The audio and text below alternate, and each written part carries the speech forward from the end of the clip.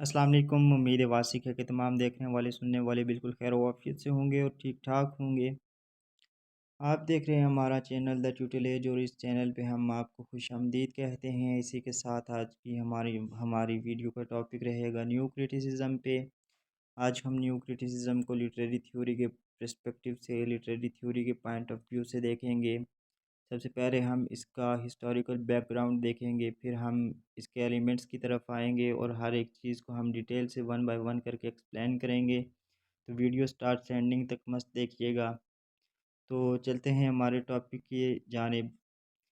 तो दोस्तों, जहाँ हम लिटरेचर की बात करते हैं, जहाँ हम लिटरेरी टेक्स्ट की बात करते हैं, तो वहाँ हम क्रिटिसिज्म की डिफरेंट टाइप्स की भी बात करते हैं, डिफरेंट काइंड्स की बात करते हैं क्रिटिसिज्म की। तो जब हम क्रिटिसिज्म की बात करते हैं तो हम हमारे लिए ये सबसे पहले जानना ज़रूरी है कि जो हम टेक्स्ट पढ़ रहे हैं या हमारे पास जो भी लिटरेचर है, एक लिटरेरी टेक्स्ट है, तो उस टेक्स्ट का मीनिंग कहाँ पे लाए कर रहा है, उस मीनिंग की लोकेशन कहाँ पे है। हम किस चीज़ को देखेंगे तो उस टेक्स्ट का मीनिंग कन्वे होगा, उस टेक्स्ट के मीनिंग को हम इंटरप्रेट कर पाएंगे। अब मुख्तलिफ़ तरीके हो सकते हैं एक टेक्स्ट को इंटरप्रेट करने के लिए। कुछ जो थ्योरीज़ हैं, कुछ मूवमेंट्स ऐसी हैं और कुछ क्रिटिक्स ऐसे हैं जिनका मानना ये है कि जो ऑथर होता है, तो ऑथर की इंटेंशंस जो होती हैं, तो वही टेक्स्ट का एक्चुअल मीनिंग होती हैं। कुछ क्रिटिक्स कहते हैं कि नहीं, ऐसा नहीं होता, बल्कि जो रीडर्स की थिंकिंग होती है ना, वो टेक्स्ट का एक्चुअल मीनिंग होता है। और फिर कुछ लोग ऐसे भी आते हैं कि जो इन दोनों को रिजेक्ट करते हैं और कहते हैं कि नहीं, ऐसा बिल्कुल नहीं है, बल्कि जो टेक्स्ट होता है, जो आपकी आंखों के सामने होता है, उसको अगर आप अच्छे से देखेंगे तो वो टेक्स्ट ही आपको खुद मीनिंग कन्वे करेगा। ना आपको अपनी थिंकिंग की ज़रूरत पड़ेगी, ना आपको ऑथर की ज़रूरत पड़ेगी, बल्कि आपकी आंखों के सामने जो टेक्स्ट है ना, वही कन्वे करेगा आपका मीनिंग। तो अब दोस्तों, हम देखते हैं कि जो न्यू क्रिटिसिज्म है ये था क्या, ये कब स्टार्ट हुआ और इसके फाउंडर कौन थे, किसने ये स्टार्ट किया। तो दोस्तों, ये न्यू क्रिटिसिज्म जो है ये एक अमेरिकन मूवमेंट है। अगर हम मूवमेंट की बात करें तो मैं बताता चलूँ कि कोई भी जो मूवमेंट होती है वो किसी चीज़ का रिएक्शन होता है। रिएक्शन से मुराद ये है कि किसी भी सोसाइटी में एक पहले से चीज़ कोई हो रही होती है, तो जो क्रिटिक्स होते हैं तो वो उस चीज़ को नहीं मानते, तो उसके रिएक्शन में फिर वो एक अपनी चीज़ लाते हैं और वो फिर उसको वहाँ पे इम्पोज़ भी करना चाहते हैं। तो इसी तरह न्यू क्रिटिसिज्म जो है ये पहले कोई चीज़ हो रही थी, तो उसके अगेंस्ट ये फिर एज़ अ रिएक्शन आया है। जो क्रिटिक्स थे, न्यू क्रिटिसिज्म को मानने वाले थे, उन्होंने पुराने वाली चीज़ को रिजेक्ट किया है, उसको नहीं मानते थे, तो फिर उन्होंने चाहा कि हम यहाँ पे एक अपनी चीज़ लाएँ और उसको हम सोसाइटी में इम्पोज़ करें। तो अब हम इसकी बात करते हैं कि इसको स्टार्ट कब किया गया था। तो ये 20th सेंचुरी में स्टार्ट हुई थी अमेरिका के अंदर, और ये स्टार्ट की थी John crow ransom of Kenyon college. ये केनियन कॉलेज का बंदा था और ये मेन इन्फ्लुएंसर था न्यू क्रिटिसिज्म का। बाकी ये जो नेम्स हैं ये इसके स्टूडेंट्स थे, तो इन सब ने मिलके ये मूवमेंट स्टार्ट की थी। अब हम चलते हैं कि न्यू क्रिटिसिज्म को बेसिकली न्यू क्रिटिसिज्म कहा क्यों जाता है, इसकी रीज़न क्या है कि हम इसको न्यू क्रिटिसिज्म बोलते हैं, न्यू वर्ड क्या कन्वे कर रहा है। तो न्यू क्रिटिसिज्म जो है, अब न्यू क्रिटिसिज्म से पहले जो 19th सेंचुरी का दौर था, तो वहाँ के जो क्रिटिक्स थे या वहाँ के जो 19th सेंचुरी के जो राइटर्स थे या जो भी क्रिटिक्स थे, तो उनका मानना ये था कि जो आथर होता है किसी टेक्स्ट का, तो जब हम उसके किसी टेक्स्ट को, किसी भी ऑथर के हम टेक्स्ट के मीनिंग को इंटरप्रेट करते हैं, तो उसके लिए फिर हमारे लिए ये ज़रूरी होता है ये जानना कि उस टेक्स्ट का ऑथर कौन है, उसका उस टेक्स्ट का जो टाइम पीरियड है, जो एज है, वो किस एज में लिखा गया है, किस कॉन्टेक्स्ट में लिखा गया है, और उसकी हिस्ट्री क्या है। इससे पहले न्यू क्रिटिसिज्म से पहले ये चीज़ें इम्पोज थी सोसाइटी के अंदर कि जब आप किसी टेक्स्ट को इंटरप्रेट करते हैं तो उसके लिए फिर इंटरप्रिटेशन के लिए आप ऑथर को भी देखें, उसका टाइम पीरियड भी देखें, एज देखें, उसकी हिस्ट्री देखें, ये सारी चीज़ें देखें। तो फिर ये इन चीज़ों को ख़त्म किया गया और एक नई चीज़ लाई गई। ठीक है? तो इसलिए इसको न्यू क्रिटिसिज़्म कहते हैं। ये बेसिकली जो ओल्ड ट्रेडिशंस थे ना, ओल्ड ट्रेडिशंस और कस्टम्स थे, वही जो कहते थे कि टेक्स्ट टेक्स्ट को इंटरप्रेट करने के लिए आप ऑथर पे भी जाएँ, आप उसकी एज भी देखें, कॉन्टेक्स्ट सारा कुछ देखें। तो ये उससे एक शिफ्ट अवे था उन ओल्ड ट्रेडिशन से, उन ओल्ड कस्टम से। अब न्यू क्रिटिक्स जो हैं वो क्या कहते हैं कि the text should stand alone. ठीक है? कि आपका जो कोई भी लिटरेरी टेक्स्ट होता है तो वो खुद बज़ाते खुद आपको मीनिंग कन्वे कर सकता है। ना आपको उसके लिए अपनी थिंकिंग की ज़रूरत पड़ती है, ना आपको उसके लिए ऑथर की ज़रूरत पड़ती है, ना आपको उसके लिए उस टाइम पीरियड की ज़रूरत पड़ती है कि जिसमें वो लिखा गया है, कुछ भी नहीं। बल्कि जो टेक्स्ट होता है ना वो खुद आपको एक मीनिंग कन्वे कर रहा होता है, लेकिन आप अगर उसको एक अच्छे से उस पे अगर फ़ोकस करेंगे तब उसका मीनिंग निकलेगा। तो फिर वो कहते हैं कि जो ऑथर इंटेंट कर रहा होता है ना तो उसको आप कभी भी नहीं समझ सकते, क्योंकि ऑथर के माइंड में तो आप जा नहीं सकते ना। तो इसलिए आप ऑथर को साइड पे रखते हैं, क्योंकि ऑथर की जो इंटेंशंस होती हैं तो वो टेक्स्ट को इंटरप्रेट करने के लिए उसकी इंटेंशंस बिल्कुल भी ज़रूरी नहीं है। वो ये बिलीव करते हैं कि जो टेक्सचुअल फोकस होता है ना वो मोस्ट इम्पॉर्टेंट है। एक टेक्स्ट के अंदर आप अच्छे से फ़ोकस करें, टेक्सचुअल फ़ोकस उनका उनका जो मेन एम था ना वो टेक्सचुअल फ़ोकस था किसी भी मीनिंग को इंटरप्रेट करने के लिए। फिर वो अगेन यही बात कहते हैं कि आप उस वक़्त तक मीनिंग को नहीं इंटरप्रेट कर सकते जब तक आप उसके ऊपर एक टेक्सचुअल फ़ोकस ना रखें। आपको बिल्कुल ज़रूरत नहीं है कि आप रीडर की थिंकिंग पे जाएँ या फिर आप ऑथर की इंटेंशंस पे जाएँ, बल्कि आपका फ़ोकस सारा टेक्स्ट पे होना चाहिए। आप टेक्स्ट को जब अच्छे से पढ़ेंगे तो वो टेक्स्ट खुद एक मीनिंग कन्वे करेगा। तो अब इन्होंने टेक्स्ट को इंटरप्रेट करने के लिए कुछ एलिमेंट्स भी दिए हैं कि हम एक टेक्स्ट को किस तरह से इंटरप्रेट कर सकते हैं। तो सबसे पहले वो कहते हैं कि क्लोज़ रीडिंग। अब क्लोज़ रीडिंग क्या है कि एक आपके पास एक टेक्स्ट है तो उसको आप उसकी क्लोज़ रीडिंग करें, आप अच्छे से उसको रीड करें, केयरफुली रीड करें उसको और समझें उसको कि टेक्स्ट क्या कहना चाह रहा है। और वो कहते हैं कि कुछ लोग होते हैं वो टेक्स्ट को डिफरेंट अंदाज में उसको रीड करते हैं। कुछ लोग इसको केयरफुली रीड करते हैं, कुछ लोग इसको सुपरफिशियली रीड करते हैं और कुछ लोग होते हैं जो इसको पेंसटेकिंगली रीड करते हैं। पेंसटेकिंगली का मतलब है कि वो बिल्कुल अपनी जो थॉट प्रोसेस होता है ना उसको यूज़ करते हुए उस टेक्स्ट को यूज़ करते हैं।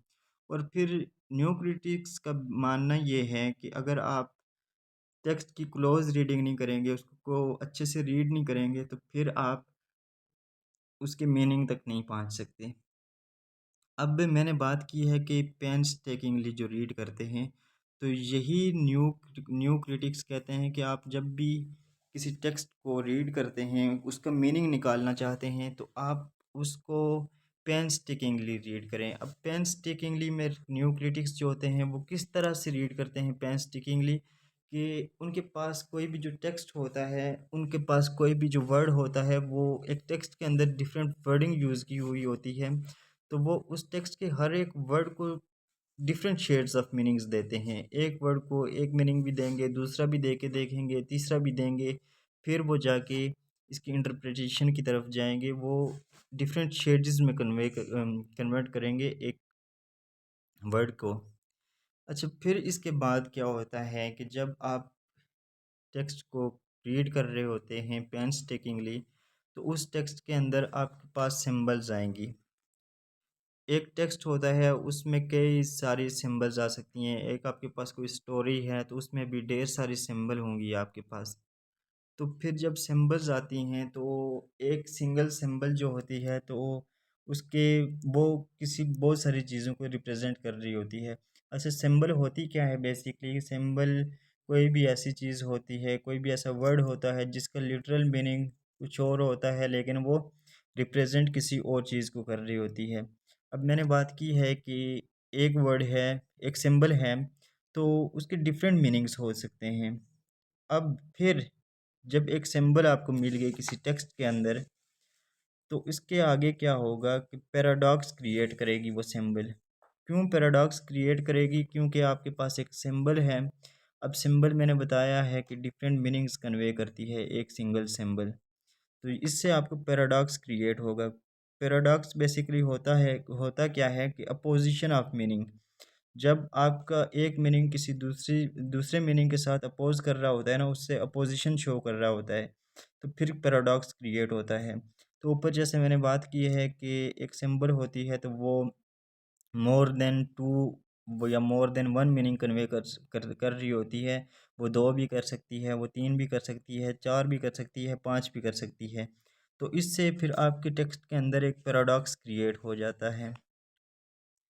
अब जब पैराडॉक्स क्रिएट हो गया आपके पास, तो फिर आपके लिए किसी टेक्स्ट को इंटरप्रेट करना मुश्किल हो जाता है। अब फिर जो पैराडॉक्स होता है, तो पैराडॉक्स आगे जाके फिर आपके लिए एम्बिग्विटी क्रिएट करता है।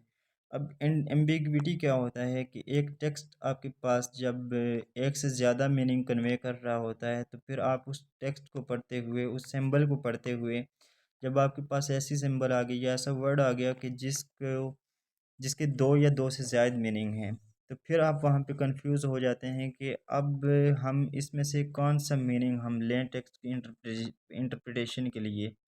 कौन सा जो वर्ड है वो, कौन सा मीनिंग जो है वो यहाँ पे सूट करेगा। तो जब आपके पास एम्बिग्विटी आ गई, दो मीनिंग आ गए एक सिंगल सिंबल के या एक सिंगल वर्ड के, तो फिर ये एम्बिग्विटी आपके लिए टेंशन क्रिएट कर देती है। अब टेंशन क्या होती है कि जब आपके आपके पास कंपीटिंग आइडियाज़ होना एक टेक्स्ट के अंदर, तो उससे फिर एक टेंशन क्रिएट होती है, क्योंकि अब एम्बिग्विटी से आपके आपके पास कंपीटिंग आइडियाज़ आ गए हैं। एक जो मीनिंग है वो दूसरे के साथ compete कर रहा है कि हाँ नहीं इस टेक्स्ट में मैंने आना है, दूसरा कहता है कि नहीं यहाँ पे मैंने आना है। तो फिर ये एक दूसरे के साथ compete कर रहे होते हैं, तो और ये टेक्स्ट के अंदर फिर टेंशन क्रिएट करता है। और न्यू क्रिटिक्स ये मानते हैं कि जब किसी टेक्स्ट के अंदर टेंशन क्रिएट होती है, तो एक्चुअल जो आपकी इंटरप्रिटेशन है ना मीनिंग तक पहुँचने की, तो वो आपकी इंटरप्रिटेशन यहाँ से स्टार्ट होती है। और फिर अब आगे काम क्या है कि आपने इस टेंशन को रिज़ॉल्व करना है। अगर आपने टेक्स्ट के मीनिंग्स को निकालना है ना, तो फिर इस टेंशन को रिज़ॉल्व करना होगा, तब जाके आप टेक्स्ट के मीनिंग तक पहुंच पाएंगे। अब इसको आप रिज़ॉल्व कैसे करेंगे? रिज़ॉल्व करेंगे आप आयरनी से। टेंशन आयरनी क्रिएट करती है, ठीक है? अब आयरनी में क्या होगा कि आप जो है ना कुछ चीज़ों को आयरनिकली ले लेंगे, क्योंकि जो है ना आपके पास दो मीनिंग्स आए, टेंशन क्रिएट हुई, तो उन दो मीनिंग्स में से जो है ना आप फिर देखेंगे, कंटेक्स्ट देखेंगे, उस टेक्स्ट का कंटेक्स्ट देखेंगे, सारी चीज़ें पढ़ के कुछ एक एक जो है ना उसको आयरनिकली ले लेंगे, ठीक है? तो जब आप आयरनिकली एक एक चीज़ को ले लेंगे, एक सिंबल को ले लेंगे, कंपीटिंग आइडियाज़ में से जो है ना आप कंटेक्स्ट दे के फिर उसको ले लेंगे, तो आपके पास फिर एक ही बच जाएगा। तो अब आपकी जो है ना टेंशन रिज़ॉल्व हो गई है, क्योंकि अब आपके पास सिर्फ एक बच गया है, ठीक है? इसके बाद फिर जो है ना, जब आपकी टेंशन रिज़ॉल्व हुई है, तो आपके टेक्स्ट के अंदर यूनिटी आ गई है। और न्यू क्रिटिक्स कहते ये हैं कि एक टेक्स्ट जो होता है ना, वो मीनिंग ही तब कन्वे करता है जब उसके अंदर यूनिटी होती है, ठीक है? और टेक्स्ट की इंटरप्रिटेशन के लिए फिर वो कहते हैं कि एक टेक्स्ट के अंदर मीनिंग तब होता है, उसको इंटरप्रेट करके मीनिंग तब निकलता है जब उसके अंदर टेंशन होती है, उसके अंदर कॉम्प्लेक्स चीज़ें होती हैं ना, तो तब वो टेक्स्ट जो होता है ना वो एक सेंसफुल टेक्स्ट होता है, जिसके अंदर टेंशन होती है, जिसके अंदर कॉम्प्लेक्सिटीज़ होती हैं। अच्छा, अब आपने यूनिटी वाला प्रोसेस इस जगह पे आ गए आप कि आपके टेक्स्ट के अंदर यूनिटी आ गई है टेंशन रिजॉल्व करके, ठीक है। अब यूनिटी आ गई तो फिर यहाँ पे आपके पास एक मीनिंग आ गया, ठीक है, कि टेक्स्ट का एक्चुअल मीनिंग क्या है। ये सारी चीज़ें करके फिर आप मीनिंग की तरफ आ गए। एंड पे आपके पास फाइनलाइज ये कंक्लूजन निकला कि आपने उस टेक्स्ट का मीनिंग निकाल लिया, ठीक है। इसके बाद फिर हम आते हैं फैलेसीज़ की तरफ। अब न्यू क्रिटिक्स फैलेसीज़ की भी बात करते हैं। अब फैलेसीज़ होती क्या हैं कि आप एक मिस्टेकनली कोई बिलीव कर लेते हैं, ठीक है। गलती से आप यकीन करते हैं, आपको गलत फहमी होती है। अब इसमें फैलेसी कहते हैं मिस्टेकन बिलीफ को। अब फैलेसीज़ में आपके पास दो टाइप्स आती हैं, एक आती है इंटेंशनल फैलेसी और दूसरी आती है इफ़ेक्टिव फैलेसी। इंटेंशनल फैलेसी क्या है कि जब आप मिस्टेकिंगली ये बिलीव करते हैं कि जो टेक्स्ट का मीनिंग है ना, तो उसके लिए ऑथर को, उसकी एज को, उसकी हिस्टोरिकल बैकग्राउंड को देखना ज़रूरी है किसी टेक्स्ट की इंटरप्रिटेशन के लिए। तो इसको कहते हैं इंटेंशनल फैलेसी कि ऑथर, उसकी एज, उसका कंटेक्स्ट, उसका टाइम पीरियड, ये सारी चीज़ें ज़रूरी हैं किसी टेक्स्ट को इंटरप्रेट करने के लिए। ये आप एक मिस्टेकिंगली बिलीव करते हैं, इसको कहते हैं इंटेंशनल फैलेसी। इफ़ेक्टिव फैलेसी ये होती है कि आपका मिस्टेकन बिलीव ये होता है कि एक टेक्स्ट की जो मीनिंग है ना, तो उसको इंटरप्रेट करने के लिए उस टेक्स्ट का जो इफ़ेक्ट है ना रीडर के ऊपर, इमोशनल इफ़ेक्ट जो है रीडर के ऊपर टेक्स्ट का, तो वो ज़रूरी है। तो इसको कहते हैं इफ़ेक्टिव फैलेसी। तो ये था आज का हमारा टॉपिक। उम्मीद है आपको समझ आ गई होगी। अगर कोई भी कन्फ्यूजन है तो कमेंट सेक्शन में ज़रूर बताइएगा। अल्लाह निगहबान।